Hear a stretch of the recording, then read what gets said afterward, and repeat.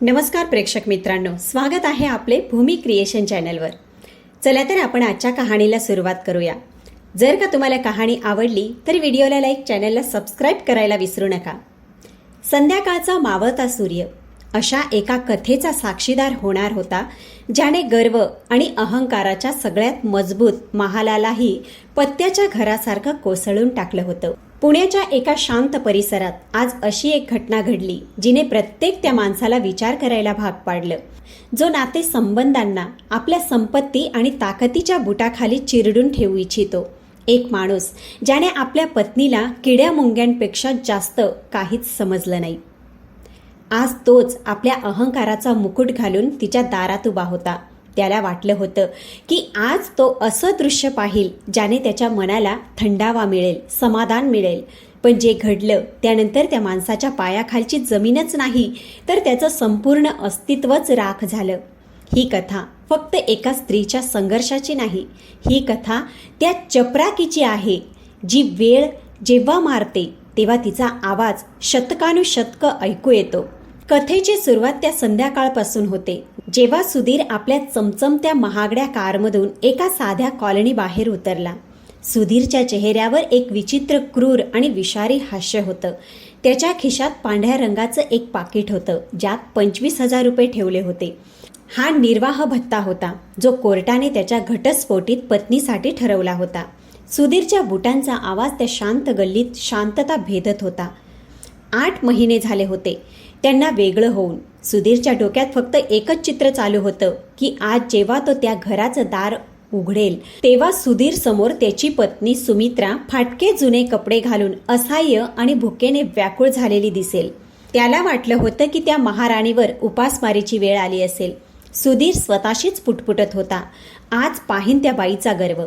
आज जेव्हा हे 25,000 तिच्या तोंडावर फेकून मारेन तेव्हा तिच्या डोळ्यात तीच असहाय्यता, तीच भीक मागणारी तडफड पाहीन, जी मला समाधान देते। घराचं दार अर्धवट उघडं होतं। सुधीरचा पुरुषी अहंकार इतका मोठा होता की त्याने बेल वाजवणं सुद्धा गरजेचं समजलं नाही। तो आपल्या त्या जुन्या हुकुमशाही आणि कठोर अंदाजात घरात घुसला आणि मोठ्याने ओरडला, सुमित्रा बाहेर ये, तुझ्या भिकेचे पैसे आणले आहेत। त्याचा आवाज संपूर्ण घरात घुमला, पण बदल्यात कोणतंच घाबरलेलं उत्तर आलं नाही। कोणतीही दडपलेली बाई बाहेर धावत आली नाही। खोलीत एक विचित्र शांतता होती, पण तेवढ्यात त्या शांततेला चिरत काही आवाजांनी सुधीरच्या कानावर टकटक केली। सुधीरने रागाने भुवया उंचावल्या आणि आतल्या लॉबीचं दार जोरात उघडलं। लॉबीचं दार उघडताच समोरचं दृश्य पाहून सुधीरच्या पायाखालची जमीन सरकली, त्याचे डोळे विस्पारले गेले। आत कुठली मोडकी खाट किंवा असहाय्यतेचं दुःख नव्हतं। तिथे एका मोठ्या हॉलमध्ये 3 मोठमोठी टेबलं ठेवलेली होती। त्या टेबलांवर मोठमोठे बॉक्स, उत्कृष्ट दर्जाचे पॅकिंग मटेरियल्स आणि हवेत दरवळणारा सुगंध, मसाल्यांचा तीव्र आणि मातीसारखा सुगंध होता।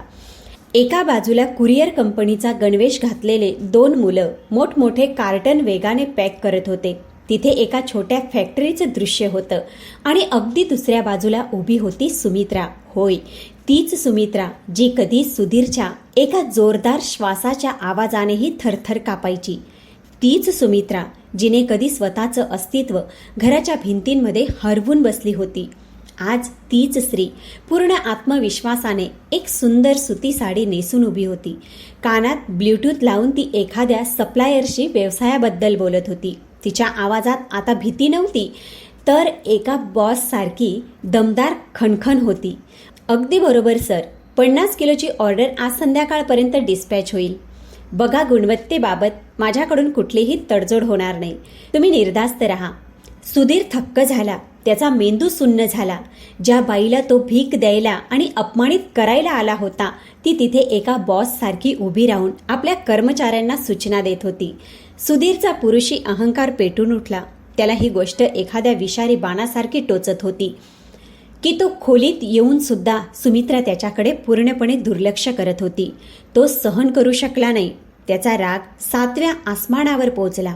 तो वेगाने पुढे गेला, मध्ये पॅकिंग करत असलेल्या मुलांना निर्दयपणे ढकललं आणि सुमित्राच्या अगदी जवळ जाऊन मोठ्याने गरजला, ऐकू येत नाही का तुला? बाहेरची झाली आहेस का आता? मी आलोय, तुझा नवरा. सुधीरच्या मोठ्या आवाजाने संपूर्ण हॉलमध्ये अचानक शांतता पसरली. काम करणारे मुलं घाबरून मागेच सरकले. पण त्यानंतर जे घडलं ते सुधीरसाठी आणखी मोठा धक्का होतं. सुमित्राने कोणतीही घाई गडबड दाखवली नाही. तिने हळूच आपला ब्लूटूथ काढला, आपलं काम संपवलं आणि मग नजर वर केली. तिच्या डोळ्यात आता आधीसारखी भीती नव्हती. तिच्या डोळ्यात अशी एक आग होती जिने सुधीरच्या नजरेला एका क्षणात भस्म करून टाकलं. सुमित्राने सुधीरच्या डोळ्यात डोळे घालून अतिशय शांत पण धारदार आवाजात म्हटलं, आपला घटस्फोट झाला आहे आता. तुम्ही आता माझ्यासाठी फक्त एक भेट देणारे व्यक्ती आहात. आणि राहिली गोष्ट या पैशांची, तर हे तुमचे 25,000 तुमच्याच खिशात ठेवा. सुधीरराव, मला आता तुमच्या या भिकेची गरज नाही. तुमच्या या 25,000पेक्षा जास्त तर मी दर महिन्याला माझ्या स्टाफला बोनस म्हणून वाटते. हे शब्द सुधीरच्या गालावर एखाद्या अदृश्य थप्पडीसारखं बसलं. त्याचा चेहरा राग आणि अपमानाने लाल जांभळा झाला. त्याच्या नसांमध्ये ताण आला. तुझी एवढी औकात? सुधीर फुसकारला. 2 पैशांचा धंदा काय सुरू केला? जीप चालायला लागली तुझी? मग त्याच्या चेहऱ्यावर एक नीच आणि विषारी स्मित उमटलं. तो सुमित्राच्या चेहऱ्यावर वार करायला चुकला नाही. तसं अचानक एवढे पैसे कुठून आले सुमित्रा? एखादा नवीन आधार घेतलास का? की कुणीतरी खास मदत केली तुला? त्याचा घाणेरडा इशारा अगदी स्पष्ट होता. तो भर सभेत सुमित्राच्या चारित्र्यावर चिखल फेकत होता. सुमित्राचा चेहरा रागाने लालबुंद झाला. तिच्यातली दुर्गा जागी झाली. पण तिने स्वतःवर जबरदस्त ताबा ठेवला. तिला माहीत होतं की हा माणूसच तसल्या स्वभावाचा आहे. उत्तर नाही ना, असं म्हणत सुधीर स्वतःचा विजय मानून हसू लागला. मला माहीत होतं. असो, मला तुझ्या या घाणेरड्या आयुष्यात आता काही रस नाही. इतकं बोलून सुमित्राकडे तिरस्काराने पाहत सुधीर दरवाजाकडे वळला. त्याला तिथून निघून जायचं होतं. तेवढ्यात मागून सुमित्राचा जड आणि गंभीर आवाज आला. थांबा सुधीरराव. सुधीरची पावले दरवाजाच्या उंबरठ्यावरच थांबली. इतकी काय घाई आहे? सुमित्राने म्हटलं. इथे आलाच आहात तर एक दृश्य पाहून जा. सुधीरने मागे न वळता अहंकाराने भरलेल्या आवाजात म्हटलं, काय दाखवायचं आहे तुला? मला तुझ्या या नाटकी आणि या खोट्या श्रीमंतीत काहीच रस नाही. पण सुमित्रा आज थांबणार नव्हती. तिने उघड आव्हान देत म्हटलं, एकदा पाहून तर घ्या. जर तुमचे भान हरपले नाही तर आजपासून माझं नाव बदलून टाका. सुधीरच्या हृदयाची धडधड अचानक वाढली. त्याचा श्वास वेगाने चालू लागला. शेवटी या बाईकडे असं काय असू शकतं जे त्याला घाबरवू शकेल? तो हळूच मागे वळला. सुमित्रा तिथे लावलेल्या मोठ्या मखमली पडद्याजवळ गेली. खोलीत अगदी पिनड्रॉप सायलेन्स होतं. आणि मग सुमित्राने एका झटक्यात तो पडदा बाजूला केला. पडद्यामागचं दृश्य पाहून सुधीरच्या डोळ्याच्या बुबुळ्या मोठ्या झाल्या. त्याच्या घशात जणू काटा अडकला. त्याचे हात थरथर कापू लागले आणि ते पैशांचं पाकिट त्याच्या हातातून सुटून जमिनीवर पडलं. हे अशक्य आहे. हे होऊ शकत नाही. शेवटी त्या पडद्यामागे असं काय होतं की सुधीरसारखा अहंकारी राक्षस डगमगत मागे सरकला. जणू त्याने स्वतःचाच भयानक मृत्यू पाहिला होता. पण प्रेक्षक मित्रांनो, हे भान हरपवून टाकणारे दृश्य आणि सत्य जाणून घेण्यासाठी आपल्याला काळाची पानं थोडी मागे उलटवावी लागतील. कारण त्या वेदना समजल्याशिवाय आजच्या त्या न्यायाची किंमत तुम्हाला समजणार नाही. 6 वर्षापूर्वीची गोष्ट आहे. सुमित्रा एक अत्यंत साधी, निरागस आणि संस्कारी मुलगी होती. लहानपणीच तिच्या डोक्यावरून आई वडिलांची सावली निघून गेली होती. एका अनाथ मुलीचं दुःख तोच समजू शकतो ज्याचे स्वतःचे आई वडील गमावले असतील. तिचं पालनपोषण तिच्या मामा मामींनी केलं होतं. सुमित्रासाठी लग्न म्हणजे फक्त एक रीत नव्हती, तर तिच्यासाठी लग्न म्हणजे स्वतःचं घर, स्वतःचं कुटुंब, स्वतःचं एक जग. ती त्या प्रेमासाठी अनेक वर्षापासून तडफडत होती, जे तिला माहेरी कधीच मिळालं नव्हतं.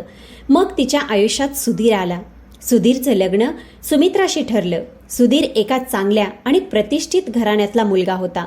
त्याच्या घरात सुधीरशिवाय त्याचा मोठा भाऊ, त्याची वहिनी स्मिता आणि सुधीरची वृद्ध अपंग आई सविताताई होत्या, जी कायम बिछाण्यावर किंवा व्हीलचेअरवर पडून असायची.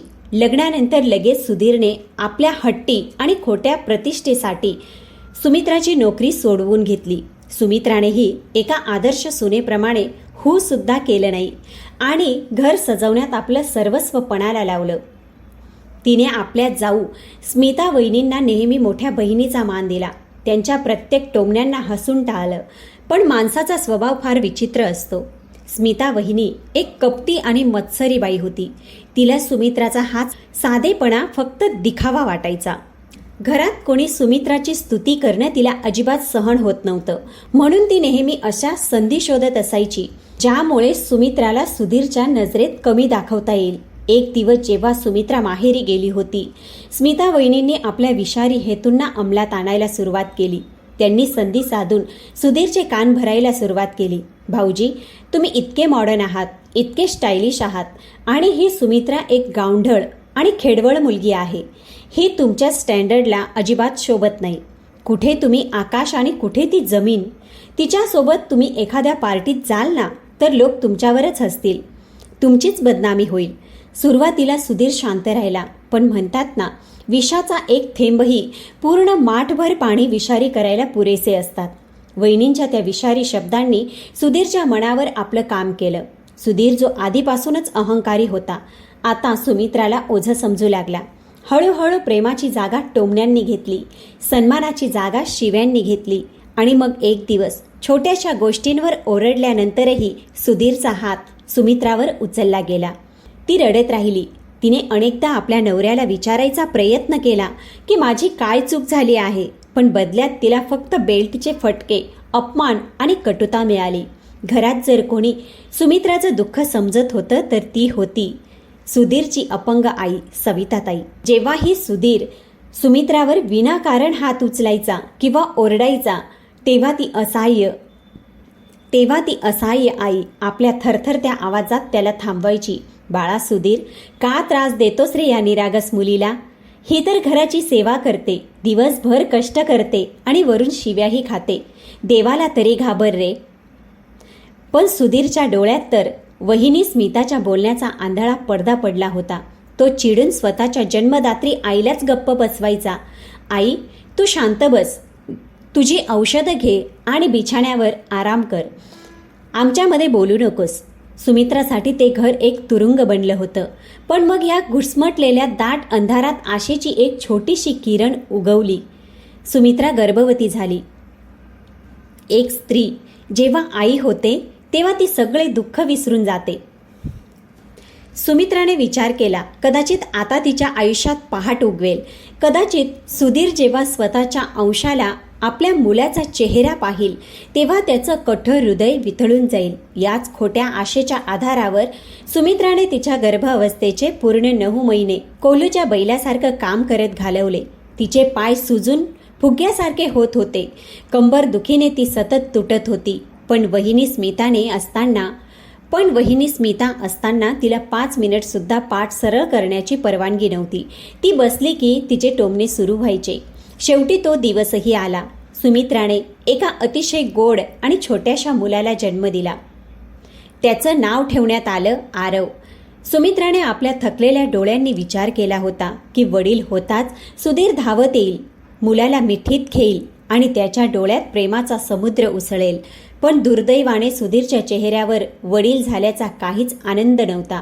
उलट एक विचित्र उदासीनता आणि ताण होता.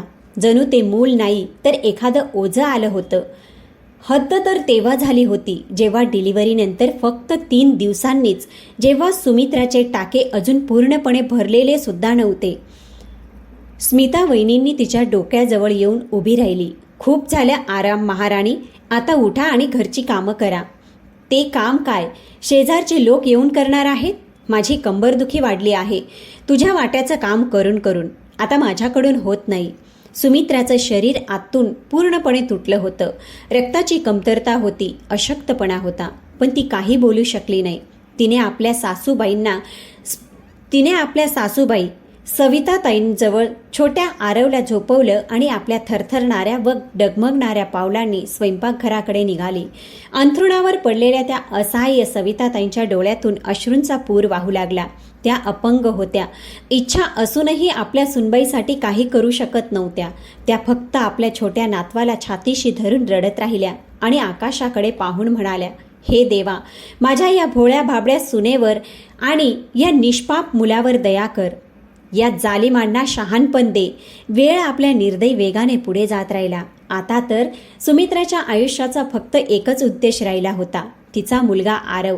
ती त्याच्यासाठीच जगत होती आणि त्याच्यासाठीच प्रत्येक अत्याचार सहन करत होती. पण नशिबाला कदाचित तिची अजून परीक्षा घ्यायची होती. एके रात्री अचानक आरवची तब्येत खूपच बिघडली. त्याचं छोटंसं शरीर तीव्र तापाने भट्टीसारखं तापत होतं. रात्रीचे 2 वाजले होते. घरात शांतता पसरली होती. सुमित्रा घाबरली. मुलाचा श्वास वेगाने चालू लागला आणि त्याला श्वास घेण्यात आता खूप त्रास होत होता. सुमित्राने घाबरून सुधीरला उठवलं. ऐका, उठा ना प्लीज. आरवला खूप जोराचा ताप आहे. याला श्वास घेता येत नाहीये. प्लीज लवकर गाडी काढा. आपल्याला लगेच याला हॉस्पिटलमध्ये घेऊन जावं लागेल. सुधीरची झोप मोडल्यामुळे तो खूप चिडला. त्याने अंगावरील चादर फेकून दिली. तुझं डोकं फिरलं आहे का? रात्रीच्या 2 वाजता कोणता डॉक्टर हॉस्पिटलमध्ये बसलेला असेल आणि मी दिवसभर ऑफिसमध्ये गाढवासारखा काम करतो. आता रात्रीही मला शांत झोपू देणार नाहीयेस का? गप्प बस. पाण्याची पट्टी ठेव आणि त्याला झोपव. सकाळी पाहू. असं म्हणून सुधीर दुसऱ्या बाजूला वळला आणि निर्धास्त झोपी गेला. एका आईचं काळीज फाटत होतं. सुमित्रा पूर्ण रात्र एका वाटीत पाणी घेऊन बसली होती. ती संपूर्ण रात्र ओल्या पट्ट्या आरवच्या कपाळावर ठेवत राहिली, जेणेकरून तापाची जळजळ थोडी कमी होईल. मूल पूर्ण रात्र वेदनेने तडफडत आणि रडत राहिलं.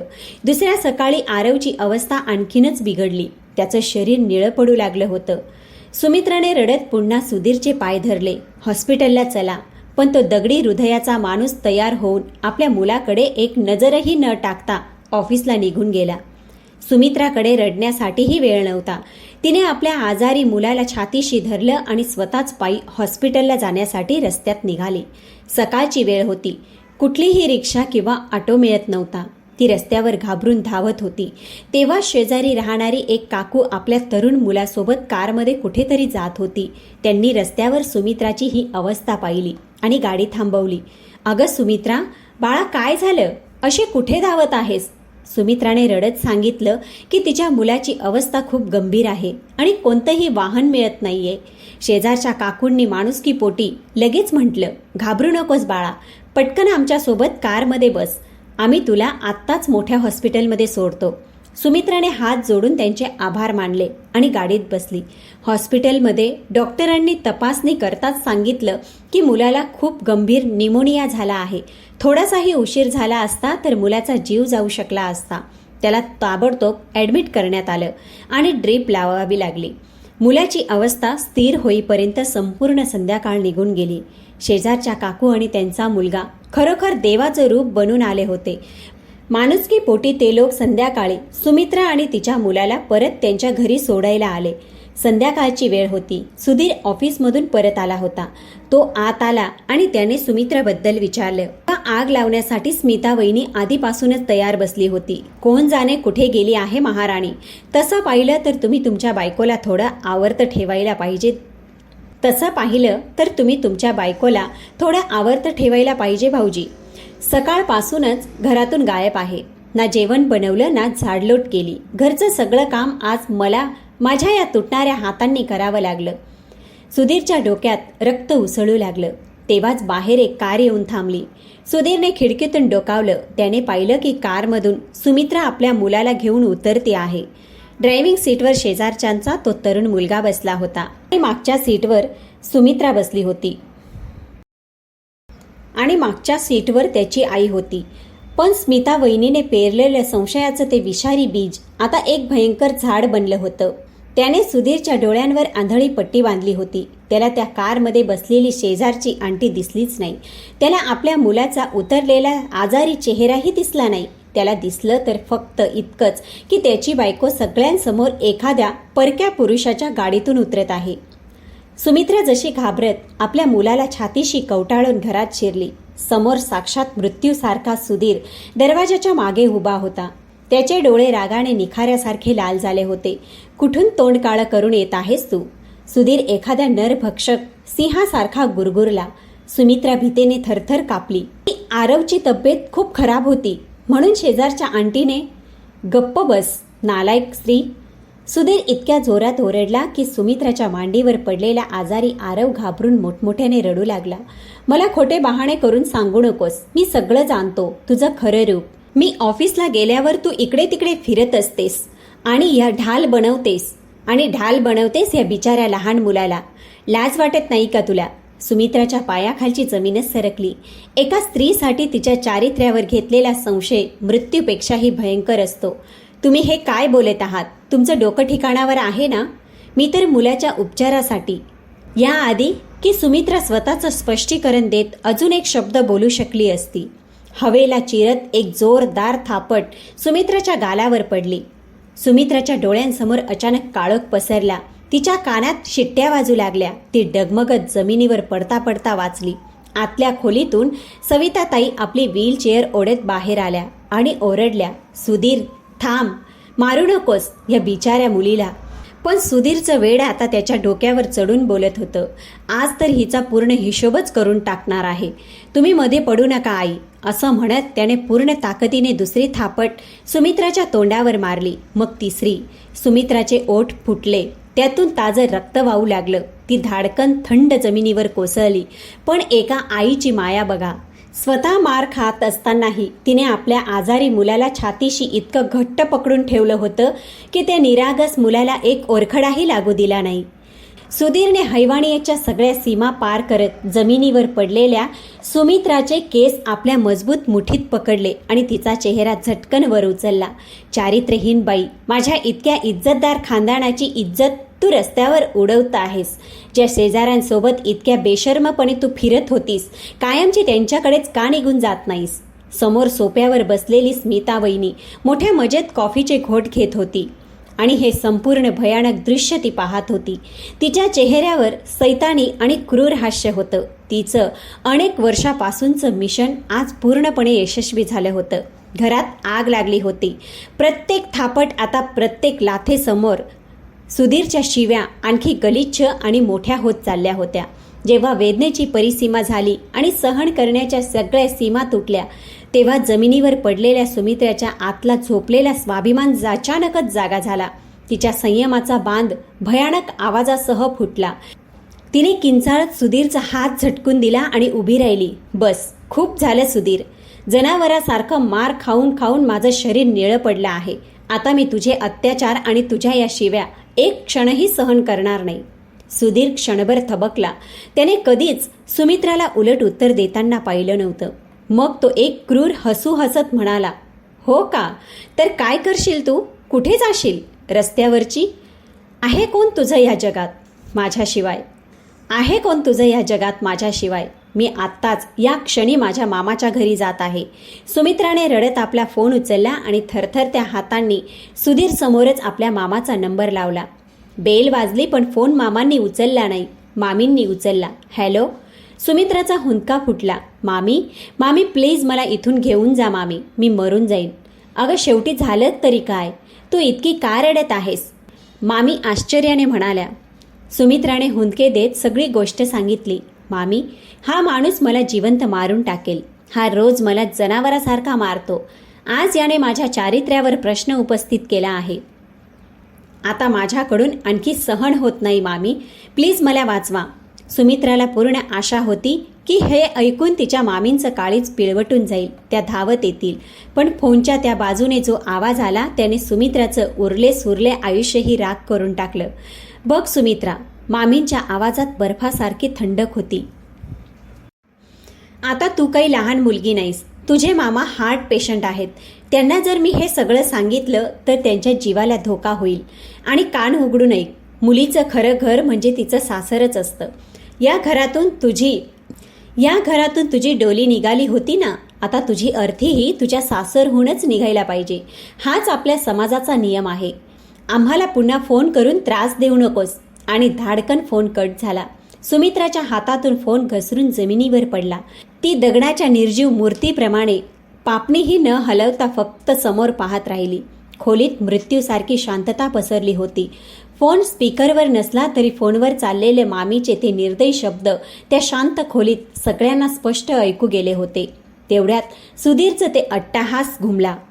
तो जोर जोरात एखाद्या राक्षसासारखा हसू लागला. बघितलं ना, ऐकलंस ना तुझी अवकात? खूप मात दाखवत होतीस ना की मामाकडे जाईन. तुझ्याच मामीने तुला सडलेल्या कचऱ्यासारखं रस्त्यात फेकून दिलं आहे. आता तू इथे जग किंवा तरफडत मर, त्यांना काही फरक पडणार नाही. कान उघडून ऐक. माझ्या पायातील चप्पल बनून राहण्यातच तुझं भलं आहे, नाहीतर रस्त्यावरचे कुत्रे सुद्धा तुला विचारणार नाही. त्या भयानक क्षणी सुमित्राच्या मनात आलं की ती धावत स्वयंपाकघरात जावी. तिथे ठेवलेला केरोसिनचा डब्बा स्वतःवर ओतावा, एक माचीसची काडी पेटवावी आणि आपल्या या वेदनादायक कहाणीचा कायमचा शेवट करून टाकावा. पण पुढच्या क्षणी तिचं हृदय दडपलं. तिने खाली पाहिलं. तिचा छोटासा आरव तिच्या साडीचा पदर पकडून घाबरलेला उभा होता. जर मी मेली तर या भयानक जनावराजवळ माझ्या या निरागस मुलाचं काय होईल? याचं आयुष्य नरकापेक्षाही वाईट होईल. नाही, मी याच्यासाठी जगेन.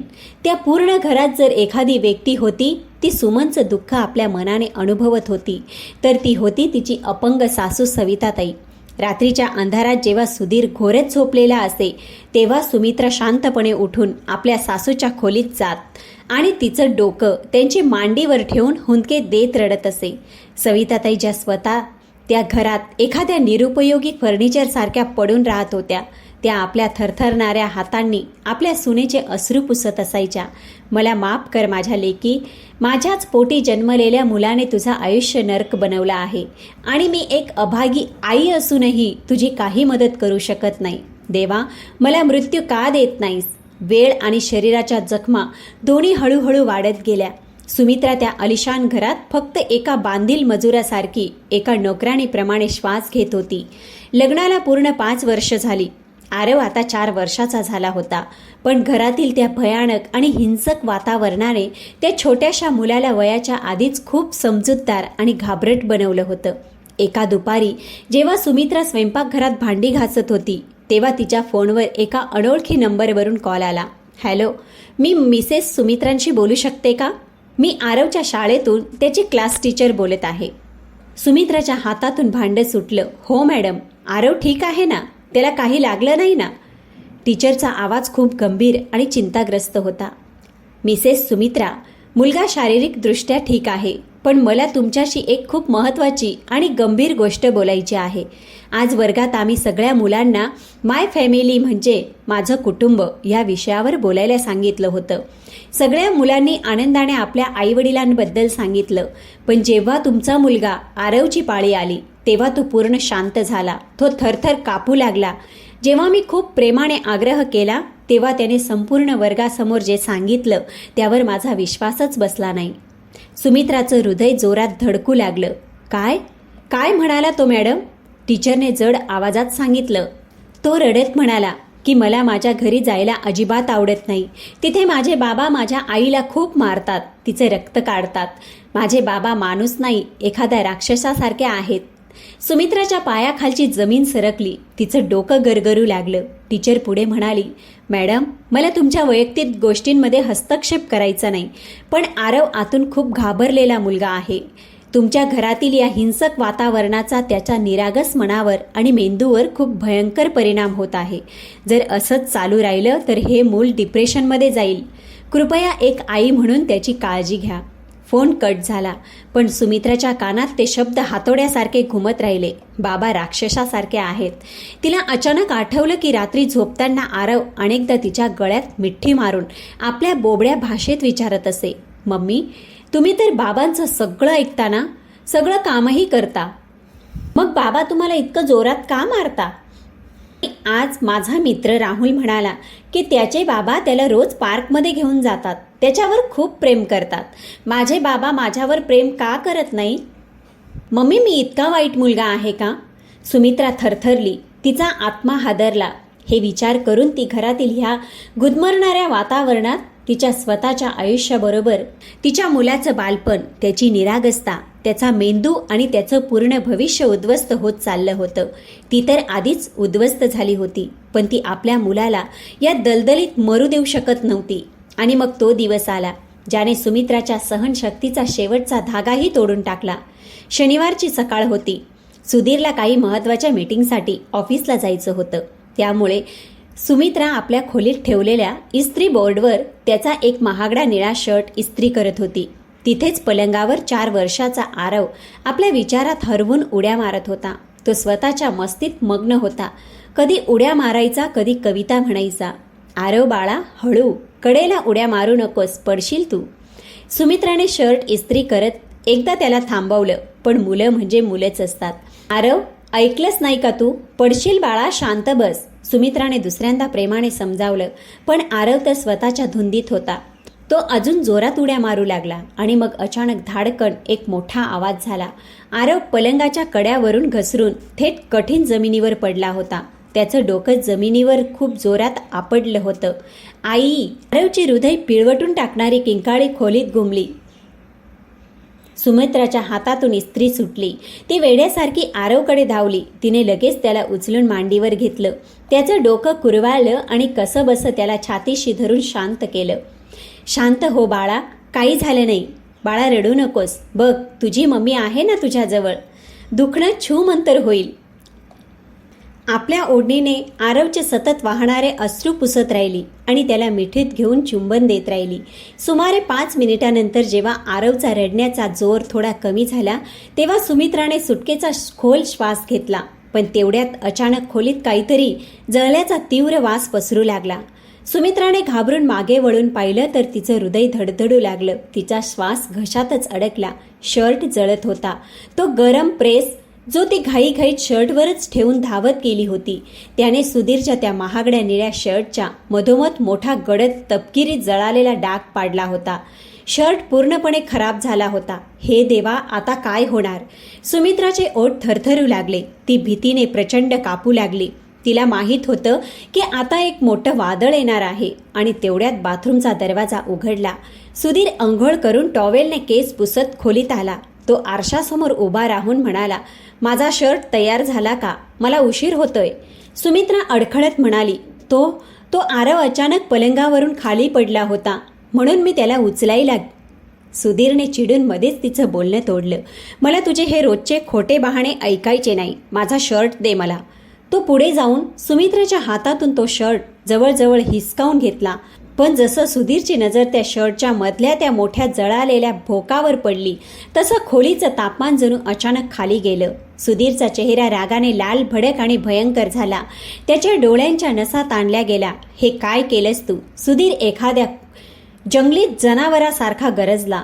हा माझा अगदी नवीन शर्ट होता, 3000 रुपयांचा, आणि तू तुझ्या निष्काळजीपणामुळे तो खराब केलास. सॉरी, मला माफ करा. अहो, ते चुकून. सुमित्रा रडत मागे सरकली. काय चुकून? हं? आणि किती वेळा ही चूक करणार आहेस तू? ओरडत सुधीरने आपला जड हात उचलला आणि एक जोरदार थापट सुमित्राच्या गालावर मारली. थापट इतकी जोरात होती की सुमित्रा डगमगत भिंतीवर जाऊन आदळली. पण आज सुमित्राच्या डोळ्यात भीतीपेक्षा एक विचित्र बंड होतं. तिचा आवाज रडका नक्कीच नव्हता, पण त्यात एक ठामपणा होता. शेवटी मीही एक माणूस आहे सुधीर, मशीन नाही. माझ्याकडूनही चूक होऊ शकते. प्रत्येक गोष्टीवर असं जनावरांसारखं वागणूक सहन करणं आता माझ्या आव्याकाबाहेर आहे. हे ऐकून सुधीर वेडा झाला. एक बाई त्याला उलट उत्तर देत होती. त्याने झटकन पुढे जाऊन सुमित्राचे केस खूप जोरात ओढले आणि तिला स्वतःकडे ढकलत तो दात खात म्हणाला, हो का? काय करशील तू? बोल ना. कुठून आली तुझ्यात एवढी हिंमत? अरे सोडा मला. सुमित्रा वेदनेने ओरडली.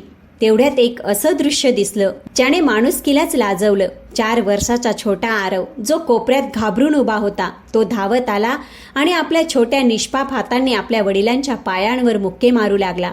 तो रडत होता, मोठमोठ्याने ओरडत होता, नाही, माझ्या मम्मीला मारू नका. तुम्ही खूप वाईट आहात पप्पा.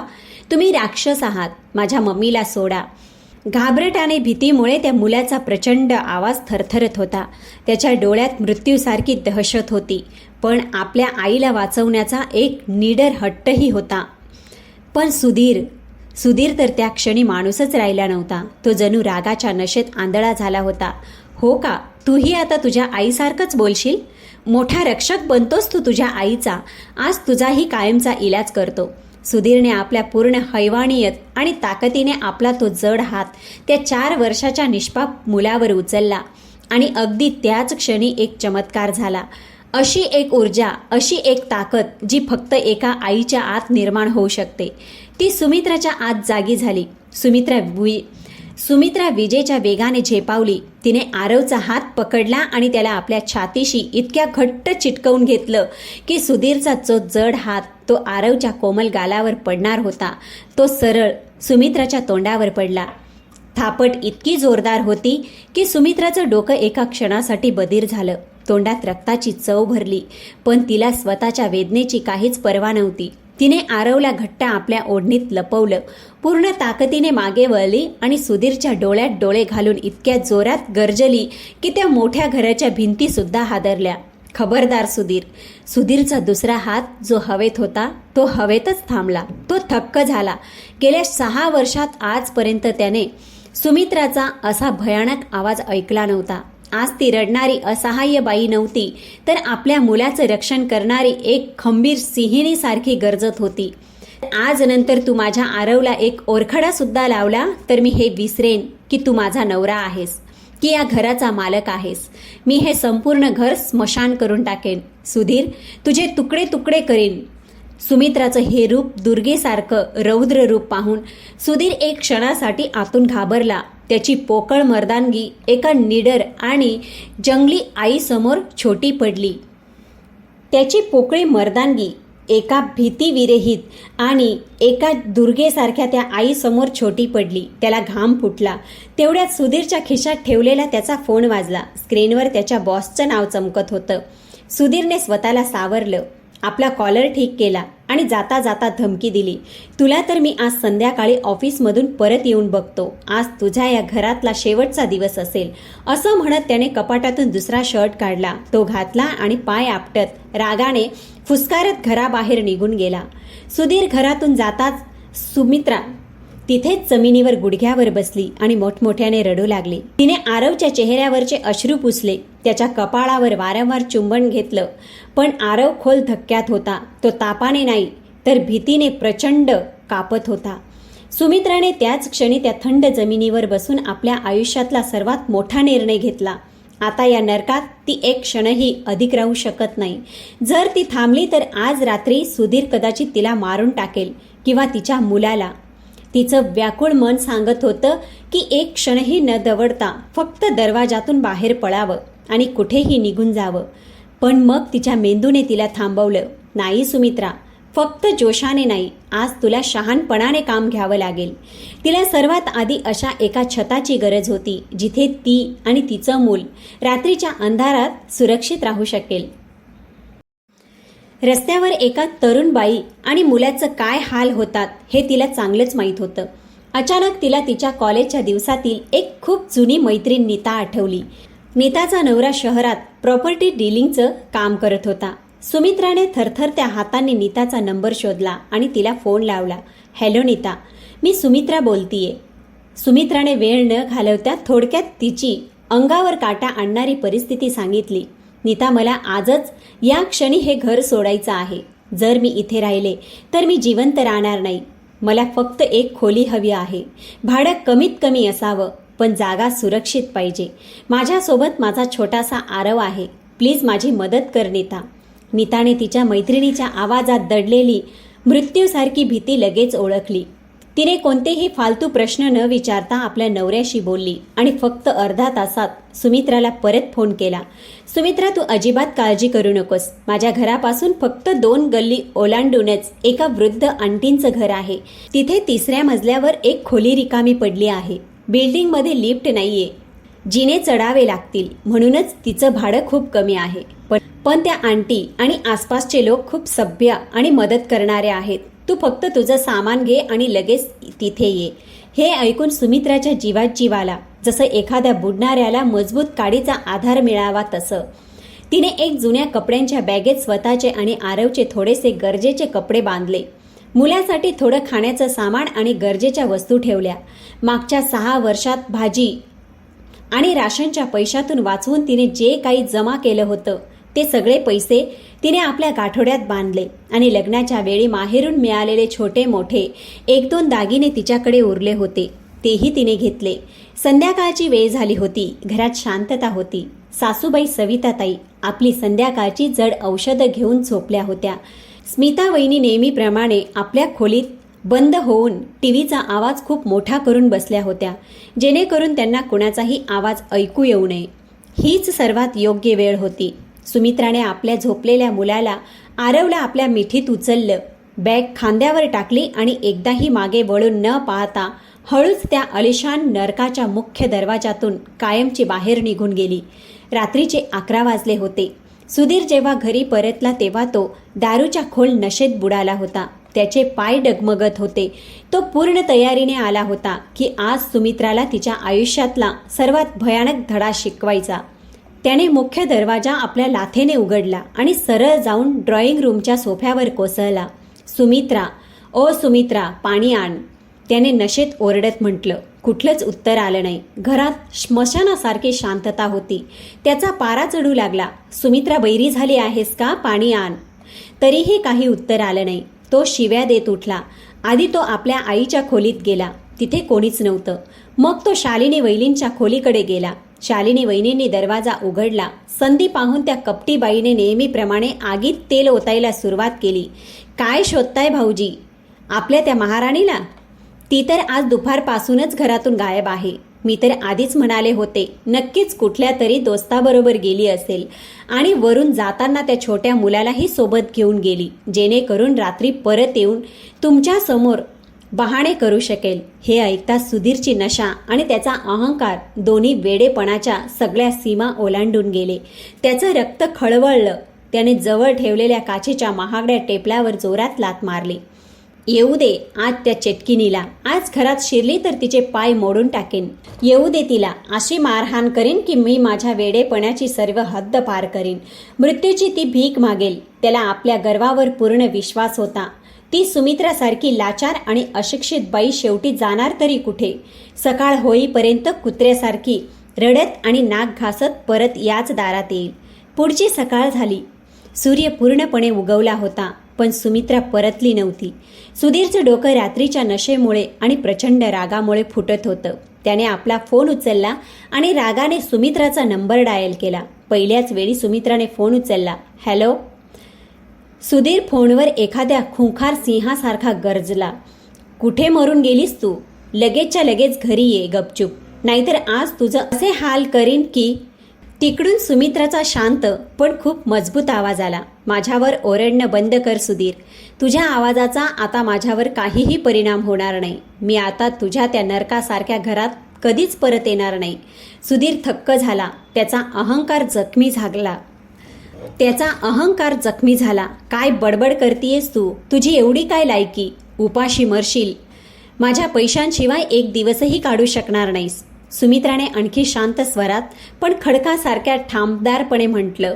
रस्त्यावर उपाशी मरायचं मला मान्य आहे सुधीर, पण माझ्या मुलाला तुझ्या त्या नरकात मी आता एक क्षणही ठेवणार नाही. घटस्फोटाची कागदपत्र तुला खूप लवकर मिळतील. सुधीर मोठमोठ्याने राक्षसासारखा हसू लागला. घटस्फोट? तू मला घटस्फोट देशील? खूप छान गोष्ट आहे. मीही बघतो की एक पैसाही नसताना आणि डोक्यावर छप्पर नसताना तू किती दिवस जिवंत राहतेस. जेव्हा रस्त्यावर भीक मागायची वेळ येईल ना, तेव्हा परत माझ्याच पायावर येऊन पडशील. सुमित्राने फोन कट केला. नीताच्या मदतीने सुमित्राला ती खोली तर मिळाली होती, पण ती खोली पूर्णपणे रिकामी होती. ना तिथे बिछाना होता ना पंखा. सुमित्राने जमिनीवर एक जुनी चटई अंथरली आणि आरवला त्यावर झोपवलं. रात्रीच्या अंधारात तिने आपलं ते छोटंसं गाठोडं उघडलं आणि आपले पैसे मोजले. जितके पैसे आणि दागिने तिच्याकडे होते त्यांचा हिशेब केल्यानंतर तिला समजलं की खोलीचं भाडं आणि राशन मिळून फार तर ती 2 किंवा 3 महिने कसंबसं जिवंत राहू शकते. त्यानंतर काय? हा प्रश्न तिच्यासमोर एका भयानक राक्षसासारखा तोंड वाचून उभा होता. दुसऱ्याच दिवसापासून सुमित्राचा खरा संघर्ष सुरू झाला. ती पहाटे उठायची, आरवला नीताकडे ठेवायची आणि संपूर्ण शहरातील शाळा, कॉलेज आणि ऑफिसमध्ये नोकरी मागण्यासाठी फिरायची. पण आयुष्य इतकं सोपं नसतं.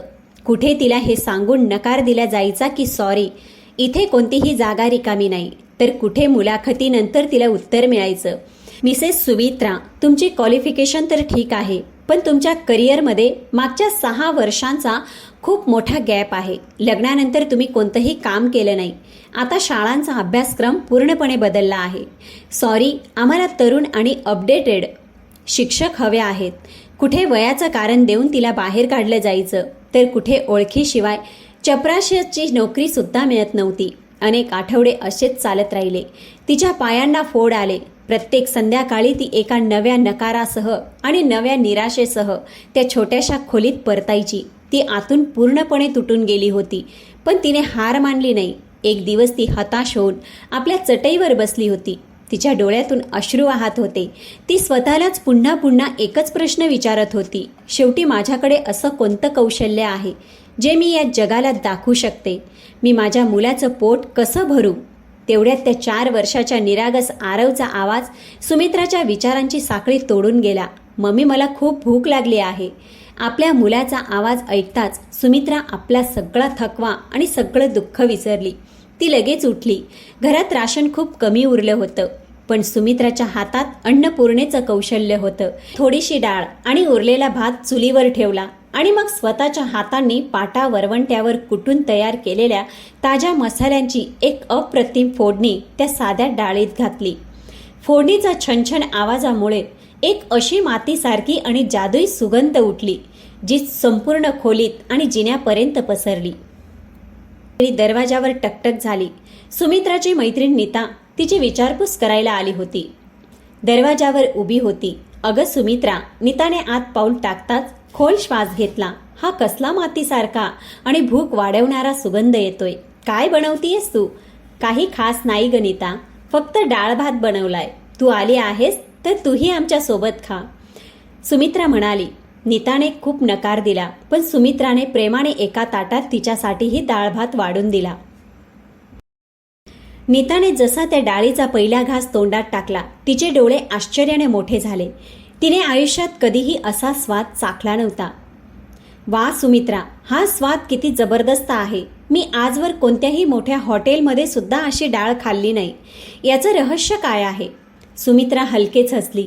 तिच्या डोळ्यात एक चमक आली. काही रहस्य नाही नीता. मी कधीही बाजारातून विकत आणलेले तयार मसाले वापरत नाही. मी स्वतः बाजारातून अख्खे मसाले आणते, त्यांना स्वच्छ करते आणि मग जात्यावर स्वतःच्या हातांनी दळून त्यांचं मिश्रण तयार करते. त्यामुळेच हा स्वाद. नीताने जेवण थांबवलं. तिच्या डोळ्यात व्यापाऱ्यासारखी चमक आली. सुमित्रा, तू तर वेडी आहेस. तुझ्या या हातात तर अक्षरशः सोन्याची खाण आहे. तू नोकरीसाठी इकडे तिकडे का भटकतेस? तू या मसाल्यांचा व्यवसाय सुरू का करत नाहीस? आजच्या या भेसळीच्या काळात प्रत्येक माणूस शुद्धतेच्या शोधात आहे. लोक चांगलं खाण्यासाठी कितीही पैसे द्यायला तयार आहेत. नीताचं हे बोलणं अंधारात बाण लागावा तसं सुमित्राच्या मनाला भिडलं. तिला तिचा मार्ग सापडला होता. दुसऱ्याच दिवशी सुमित्राने आपली उरलेली शेवटची बचत काढली. ती घाऊक बाजारात गेली आणि तिथून चांगल्या दर्जाचे धणे, जिरे, लाल मिरची, हळद आणि गरम मसाले विकत आणले.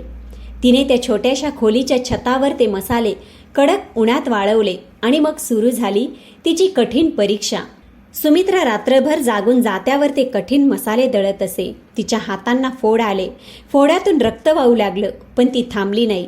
तिने ते मसाले छोट्या छोट्या पारदर्शक पिशव्यात अत्यंत स्वच्छतेने पॅक केले. सुरुवात खूप कठीण आणि रडवणारी होती. सुमित्रा कडक उन्हात त्या पिशव्या घेऊन आपल्या भागातील छोट्या छोट्या दुकानदारांकडे जात असे. दादा, हे घरगुती दळलेले अगदी शुद्ध मसाले आहेत. एकदा आपल्या दुकानात ठेवून बघा. जर ग्राहकांना आवडले तरच पैसे द्या, नाहीतर देऊ नका. दुकानदार त्या बिचाऱ्या स्त्रीचा चेहरा पाहून मसाले ठेवून घेत असत. पण चमत्कार तर व्हायलाच सुरुवात झाली. फक्त 2 दिवस, हो फक्त 2 दिवसांनीच त्या पहिल्या दुकानदाराचा सुमित्राला फोन आला. ताई, तो मसाला जो तुम्ही परवा देऊन गेलात अजून आहे का तुमच्याकडे? ग्राहक तर वेडे होत आहेत. विचारत आहेत की हा कोणत्या मोठ्या कंपनीचा मसाला आहे. याची चव खूपच अप्रतिम आहे. मला लगेच आणखी 20 पॅकेट पाठवा. ती सुमित्राच्या आयुष्यातली पहिली आणि सर्वात मोठी जिंक होती. त्यानंतर सुमित्राने कधी मागे वळून पाहिलेच नाही. तिच्या शुद्धतेची आणि तिच्या हातांच्या जादूची बातमी संपूर्ण भागात आगीसारखी पसरली. मागणी इतक्या वेगाने वाढू लागली की सुमित्रा दिवस रात्र मेहनत करू लागली. ती आरवला झोपून रात्री 3 वाजेपर्यंत मसाले दळत आणि पॅक करत असे. हळूहळू तिने जात्याऐवजी एक छोटी मशीन घेतली. मग नीत्याच्या नवऱ्याच्या मदतीने एक छोटी दुकान भाड्याने घेतली आणि बघता बघता 6 वर्षाच्या कठोर संघर्ष आणि रक्तघामाच्या मेहनतीनंतर चटईवर सुरू झालेला तो प्रवास आज एका मोठ्या पण शानदार कारखान्यापर्यंत पोहोचला होता.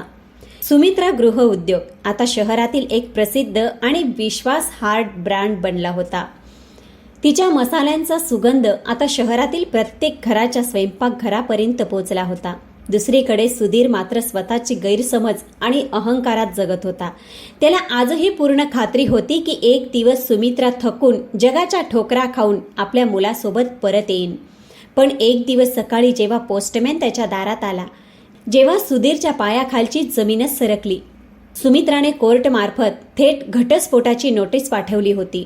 सुधीरच्या हातात ते कायदेशीर कागद पोचताच तो संतापला. त्याच्या अहंकाराला खूप खोल जखम झाली. त्याने लगेचच एका महागड्या आणि प्रभावशाली वकिलाला फोन लावला. मला कोणत्याही किमतीत त्या बाईला रस्त्यावर आणून तिचं आयुष्य उद्ध्वस्त करायचं आहे.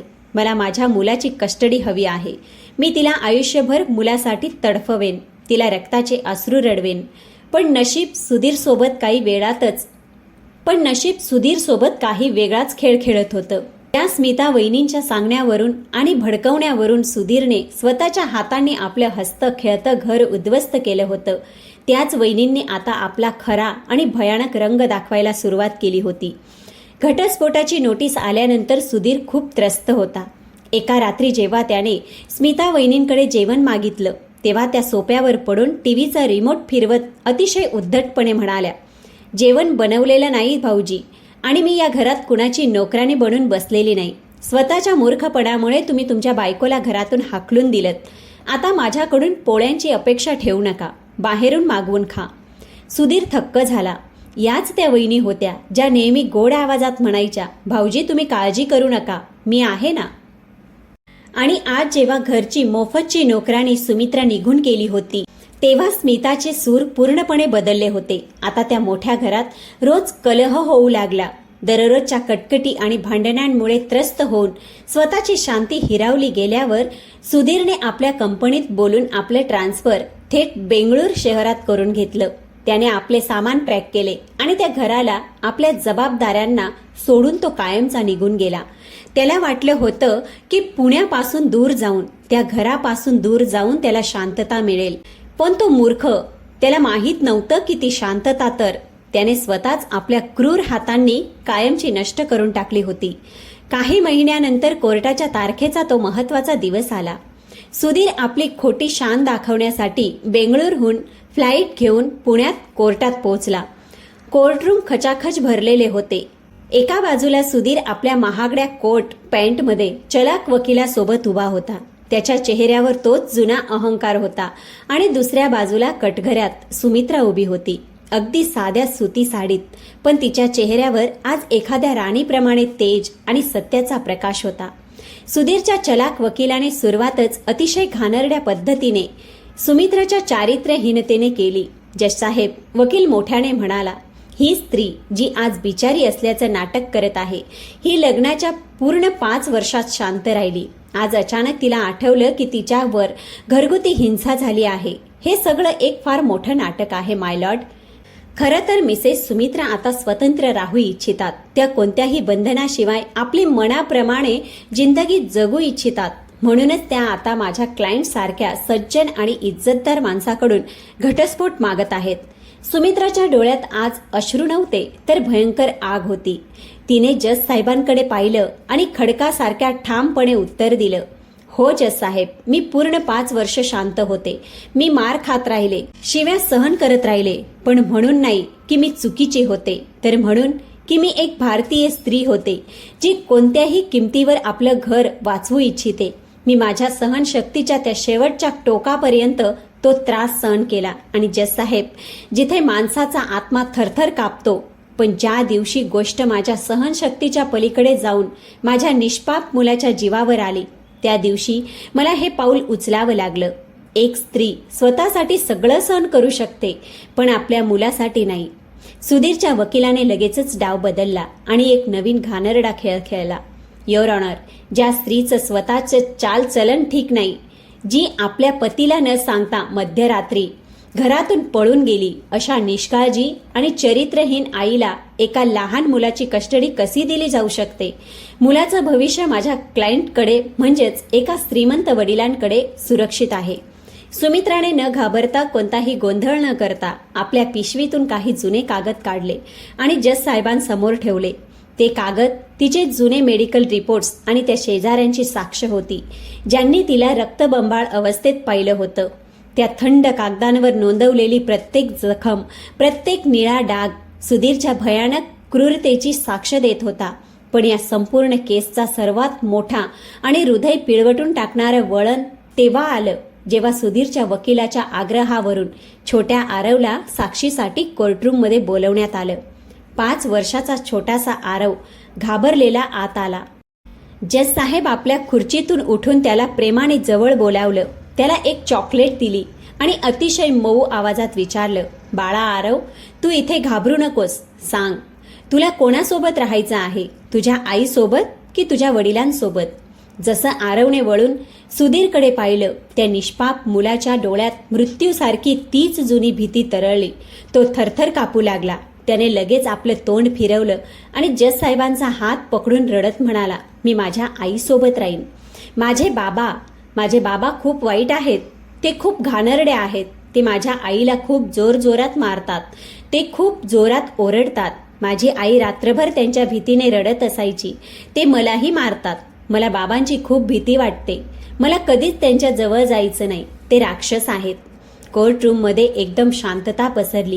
त्या निष्पाप मुलाच्या त्या खऱ्या आणि निर्भय साक्षीने सुधीरची सगळी खोटी, त्याच्या महागड्या वकिलाच्या सगळ्या चालाख्या, त्याचे सगळे पैसे आणि त्याचे सगळे युक्तिवाद एका क्षणात उद्ध्वस्त करून टाकले. निकाल सुमित्राच्या बाजूने येणं निश्चितच होतं.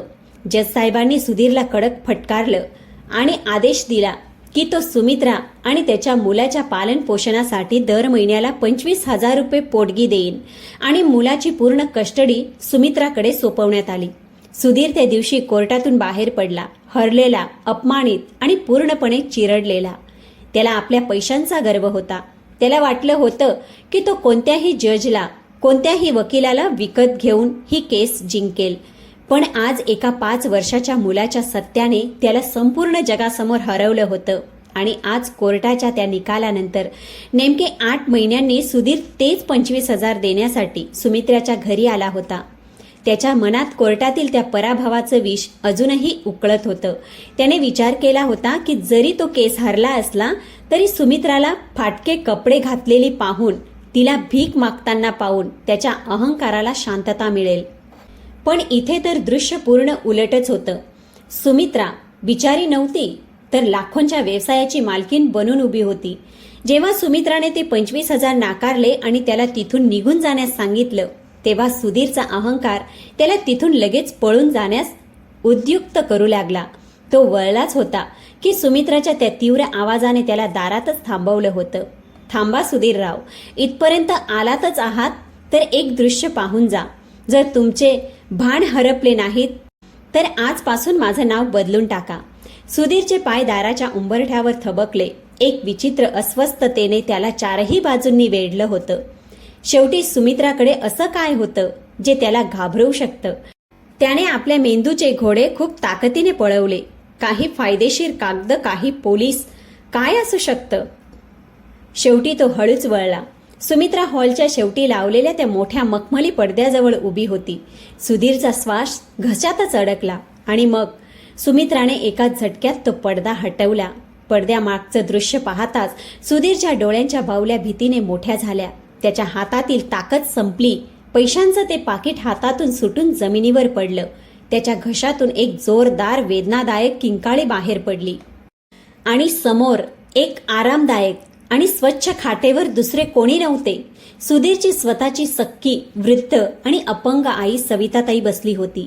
तिने एकदम स्वच्छ सुती कपडे घातले होते. तिच्या चेहऱ्यावर एक दैवी शांतता आणि समाधान होते आणि तिच्या कुशीत छोटा आरव आपले डोके ठेवून अतिशय आरामात झोपला होता. सविताताई आपल्या नातवाच्या केसांवरून हात फिरवत त्याला एकटक पाहत होती. सुधीरचे संपूर्ण शरीर एखाद्या सुकलेल्या पानासारखे थरथरू लागले. तो आपल्या थरथरत्या पावलांनी कसे बसे धावत आपल्या आईजवळ गेला आणि धाडकन तिच्या गुडघ्याजवळ जमिनीवर कोसळला. तो पडला. त्याचा घसा पूर्णपणे कोरडा पडला होता. आई, आई, हे सगळं काय आहे? तुम्ही इथे काय करत आहात? तुम्ही तर आमच्या घरी होतात ना वहिनीबरोबर? मग तुम्ही या बाईच्या घरात काय करत आहात? सुधीरचा आवाज गदगदला होता. सविताताईने सुधीरकडे पाहिलं. तिने हळू पण पूर्ण तिरस्काराने सुधीरचा हात आपल्या गुडघ्यावरून झटकून दूर केला.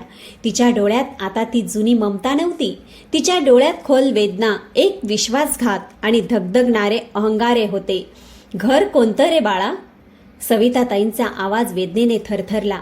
ज्या दिवशी तू आपल्या जबाबदाऱ्यांपासून पळून मला त्या डायन जवळ सोपवून बेंगलोरला निघून गेलास, त्याच्या दुसऱ्याच दिवशी तुझ्या त्या महान वहिनीने आपला खरा रंग दाखवला. सुधीरचे डोळे विस्फारले. काय म्हणताय तुम्ही? सविताताईंच्या अश्रूंचा बांध फुटला. तिने मला ढकलून सांगितले की मी एखाद्या वृद्ध आणि अपंग बाईचा भार उचलू शकत नाही. माझ्याकडे तुझी घाण साफ करायला वेळ नाही. आणि मग तिने मला माझ्या व्हीलचेअर सकट शहराबाहेर एका निराधार आणि कुजलेल्या वृद्धाश्रमात फेकून दिलं. सुधीरच्या डोक्यात जणू कोणीतरी हातोडा मारला. वृद्धाश्रम? माझी आई वृद्धाश्रमात? हो सुधीर, वृद्धाश्रम. सविताताई फुटफुटून रडू लागल्या. पण बाळा, तो कोणताही आश्रम नव्हता. तो आमच्यासारख्या लाचारांसाठी एक भयानक नर्क होता. तिथे आमच्यासारख्या निराधार आणि आजारी वृद्धांना 2 वेळच्या कोरड्या भाकरीच्या बदल्यात जनावरांसारखे मारले जात होतं. आमच्याकडून मजुरांसारखे काम करवून घेतले जात होते. मी अपंग होते. तरीही मी माझ्या थरथरत्या आणि दुखणाऱ्या बोटांनी दिवसभर त्या आश्रमाच्या किचनसाठी पोतीभर वाटाणे सोलत होते. माझ्या बोटातून रक्त येऊ लागले. मी न थांबता तासनतास भाजीपाला कापत होते. तेव्हा रात्री मला 2 वेळची जळलेली भाकरी मिळत होती. माझ्यासोबतचे काही वृद्ध दिवसभर पापड लाटत होते, काही टॉयलेट साफ करत होते, तर काही आश्रमातील हजारो घाणेरडी भांडी घासत होते. मी दर रात्री त्या दुर्गंधीयुक्त बिछाण्यावर रडत होते आणि देवाकडे माझ्यासाठी मृत्यू मागत होते. मी तुला हाक मारत होते की माझा मुलगा येईल. सुधीरचे काळीच फाटून तोंडात आले. त्याला वाटले जणू कोणीतरी उकळते गरम तेल त्याच्या कानात ओतले आहे. तो आपल्या आईसमोर नजर उचलू शकत नव्हता. आपल्या जुन्या शेजारच्या विमलाताईंचे भले झाले. सविताताई पुढे सांगू लागल्या, जी एक दिवस त्या आश्रमात हिवाळ्यात ब्लँकेट दान करायला आली होती. तिने त्या गर्दीत मला ओळखले. तिने लगेचच तिथून सुमित्राला फोन करून माझी ही भयानक बातमी दिली. आणि तुला माहीत आहे का सुधीर? सविताताईने सुमित्राकडे बोट दाखवत सांगितले, ही मुलगी जिला तू जिवंतपणीच मारून टाकले होते, जिला तू आपल्या पायांच्या ठोकरांनी घरातून बाहेर काढले होते. ही बातमी मिळताच ती वेड्यासारखी आपले काम सोडून धावत तिथे आली. जेव्हा सुमित्राने त्या नरकात माझी ती अवस्था पाहिली तेव्हा ती तिथेच जमिनीवर बसून जोरजोरात रडू लागली. तिने तिथल्या क्रूर मॅनेजरशी माझ्यासाठी भांडण केले. त्यांना पोलिसांची धमकी दिली आणि मला त्या नरकातून कायमचे मुक्त करून घेतले. तिने मला थेट आपल्या या घरी आणले. सविताताईंचा गळा भरून आला. मागील अनेक महिन्यांपासून सुधीर, तिने माझी खूप सेवा केली. माझ्या त्या जखमा धुतल्या आहेत, ज्या कदाचित माझी स्वतःची मुलगी असती तरीही कधीच करू शकली नसती. तिने पुन्हा मला माणूस असल्याची अनुभूती करून दिली. सुधीरच्या पायाखालची जमीन सरकली. त्याच्या मेंदूच्या नसा फुटायला आल्या होत्या. त्याचा सगळा खोटा अहंकार, त्याचा सगळा राग, त्याची ती पोकळ मर्दानगी आणि पैशांचा गर्व, सगळं काही आज काचेप्रमाणे चकनाचूर झालं होतं. त्याच्या पायाशी विखुरलं होतं. तो तिथेच गुडघ्यांवर कोसळला. त्याच्या डोळ्यातून आज पहिल्यांदाच पश्चातापाचे खरे आणि कटू अश्रू वाहू लागले. त्याने हात जोडून आपले कपाळ आईच्या पायांवर घासत रडत म्हणाला, आई, माझी आई, माझ्याकडून खूप मोठी चूक झाली. मी अंधळा झालो होतो आई. मला काहीच दिसत नव्हतं. मला माफ कर. सगळं दोष माझा आहे. मला तुम्हाला त्या चटकीने समोर सोडायला नको होतं. पण आता मी परत आलो आहे ना आई. मी सगळं ठीक करेन. मी सगळं पुन्हा पूर्वीसारखं करेन. मग सुधीर अचानक उठून सुमित्राकडे तिरस्कार आणि द्वेषाने पाहू लागला आणि आपल्या जुन्या अहंकारात म्हणाला, मला या बाईचे कोणतेही खोटे उपकार नको आहेत. चला, तुम्ही लगेच उठा आणि माझ्यासोबत चला. मी तुम्हाला सगळ्यात चांगल्या रुग्णालयात ठेवेन. सविताताईने सुधीरच्या त्या लाल डोळ्यात थेट पाहून म्हटलं, उपकार? तू या मुलीच्या उपकारांची गोष्ट करतोस सुधीर? उपकार तू मान की न मान, पण या मुलीने तुझ्यावर आणि या संपूर्ण कुटुंबावर इतके उपकार केले आहेत की तू 7 जन्म घेऊनही फेडू शकणार नाहीस. तू कधी तिची कदरच केली नाही. तूच एका अनमोल हिऱ्याला रस्त्यावरील दगड समजून पायांनी ठोकर मारली आहेस. आज तू मला तुझ्या पैशांचं लालच दाखवतोय सुधीर. तो थक्क झाला. सविताताईने आपल्या थरथरणाऱ्या हातांनी सुमित्राचा हात घट्ट पकडला आणि आपला अंतिम निर्णय सांगितला. तुला काय वाटतं सुधीर, की मी तुझ्यासारख्या क्रूर माणसासोबत परत जाईन? अरे तू तर माणसाच्या रूपात एक राक्षस आहे, ज्याने या साक्षात देवीसारख्या स्त्रीला आयुष्यभर फक्त छळले, तिला रक्ताचे अश्रू रडवलेस. जो जिवंत असतानाही स्वतःच्या सख्या आईला नरकात मरायला सोडून गेला. आणि ही सुमित्रा, ही ती देवी आहे जिने मला त्या नरकातून काढून आपल्या पंखांवर बसवले आहे. तिने मला मंदिरातील मूर्तीसारखे जपले आहे. ऐक सुधीर, नातं फक्त रक्ताचं नसतं, नातं हृदयाचं आणि माणुसकीचं असतं. आजपासून ही सुमित्राच माझी मुलगी आहे आणि मी माझ्या मुलीबरोबरच राहीन. जोपर्यंत माझा श्वास चालेल तोपर्यंत मी इथेच राहीन. तू जाऊ शकतोस. माझ्यासाठी माझा मुलगा त्याच दिवशी मेला होता ज्या दिवशी त्याने मला त्या नरकात सोडलं होतं. सुधीरला वाटले जणू कोणीतरी तलवारीने त्याचे अस्तित्वच कापून फेकले आहे. त्याची स्वतःची जन्म देणाऱ्या आईने त्याला कायमचे नाकारले होते. तो आता अनाथ झाला होता. तो हळूहळू उठला. त्याच्या डोळ्यांसमोर अंधार पसरला.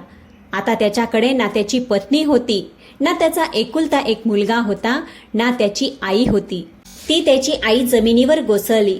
ते 25,000 आता तिला फक्त फाटलेल्या कागदांच्या तुकड्यासारखे वाटत होते, ज्याची किंमत एका आईच्या अश्रूंसमोर काहीच नव्हती. तो वळला. त्याची पावले इतकी जड झाली होती जणू कोणीतरी त्यांच्यात मनभर दगड बांधले होते. तो डोके खाली घालून एकही शब्द न बोलता त्या दारातून कायमचा बाहेर निघून गेला. त्या अंधारात जिथे आता फक्त पश्चाताप होता, मागे त्या मोठ्या खोलीत एक वेगळीच शांततेने भरलेले दृश्य होतं. सुमित्रा, छोटा आरव आणि वृद्ध सविताताई तिघेही एकमेकांना मिठी मारून होते. त्यांच्या डोळ्यात अश्रू नक्कीच होते, पण ते अश्रू दुःखाचे नव्हते, तर विजय आणि प्रेमाचे होते. सुमित्राने हे सिद्ध केलं होतं की एक स्त्री जेव्हा आपल्या धैर्याच्या, आपल्या सत्याच्या आणि आपल्या आत्मविश्वासाच्या जोरावर पुढे जाते, तेव्हा ती फक्त आपले नशीबच बदलत नाही, तर ती जगातील प्रत्येक त्या असहाय्य स्त्रीसाठी एक उम्मीद उदाहरण बनते, जिच्याकडे या क्रूर जगाने कधी कमकुवत समजण्याची मोठी चूक केलेली होती. प्रेक्षक मित्रांनो, ही कथा इथपर्यंत सांगण्यामागचा माझा उद्देश कोणाच्याही भावना दुखावणे किंवा कोणत्याही नात्याला कमी लेखणे अजिबात नाही, तर माझा उद्देश तुम्हाला हे आठवण करून देणे आहे की जीवनात पैसा आणि अहंकार कधीही कोणाचा खरा सोबती नसतो. जीवनात योग्य मार्ग निवडणे कठीण जरूर असते, काटे खूप टोचतात, पण तो मार्ग अशक्य नसतो. माणसाची प्रवृत्ती खूप विचित्र असते. तो काचांच्या तुकड्यांच्या मागे धावताना अनेकदा खरे हिरे गमावतो आणि जेव्हा त्याला आपल्या चुकीची जाणीव होते तेव्हा खूप उशीर झालेला असतो. प्रत्येक माणसाच्या आत एक चांगला माणूस लपलेला असतो. फक्त योग्य वेळी योग्य निर्णय घेण्याची गरज असते. नात्यांचे महत्त्व समजून घ्या, कारण जेव्हा ती तुटतात तेव्हा त्यांचा आवाज येत नाही, पण ते आयुष्यभराचे दुःख देऊन जातात. तुम्हाला काय वाटते? प्रेक्षक मित्रांनो, सुधीर सोबत शेवटी जे झाले ते योग्य होते का? सविताताईने आपल्या सुनेला निवडणे आणि आपल्या मुलाला नाकारणे हा योग्य निर्णय होता का? तुमचे मत कॉमेंट बॉक्समध्ये लिहायला विसरू नका. तुमच्या विचारांची नेहमी प्रतीक्षा असते. जर ही कथा तुमच्या मनाला स्पर्श करून गेली असेल, तुम्हाला काही क्षण विचार करायला भाग पाडले असेल, तर या व्हिडिओला एक लाईक अवश्य करा आणि ते तुमच्या कुटुंबासोबत सुद्धा शेअर करा. प्रेक्षक मित्रांनो, अशाच मनाला भिडणाऱ्या, स्पर्श करून जाणाऱ्या आणि जीवन बदलणाऱ्या कथांसाठी आमच्या चॅनलला अवश्य सबस्क्राईब करा. चला तर भेटूया पुढच्या व्हिडिओसोबत.